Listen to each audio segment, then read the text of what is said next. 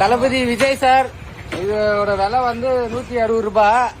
இவர் என்கிட்ட எவ்வளவு வாங்கிக்கிறாருன்னா வீடியோ எடுக்கிறேன். எவ்வளவு வாங்கிக்கிறாருன்னா 150 ரூபாய் இருக்கிறாரு. 10 ரூபாய் எக்ஸ்ட்ரா இருக்கிறாரு. கேட்டா கூலிங்கன்றாரு. கூலிங்கே இல்ல. இங்க பாருங்க. அதெல்லாம் இல்ல சார். இங்க பாரு, நேர்மையாக்கணும். அப்படியெல்லாம் இல்ல, நேர்மையாக்கணும். என்கிட்ட என்ன பொய் சொன்ன நீ? பொய் சொல்றாங்க. தளபதி விஜய் சார், என்னது இது?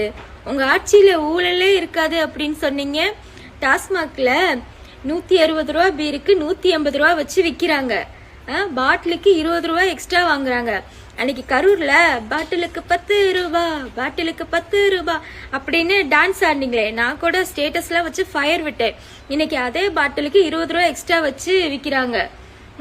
இந்த சாராயத்துறை அமைச்சர் விக்னேஷ் எங்க போயிருக்காரு? இதெல்லாம் கண்டுக்காம இதுல வேற நீங்க போதை இல்ல தமிழகத்தை உருவாக்குவீங்களாமா? இதை நாங்க நம்பணுமா?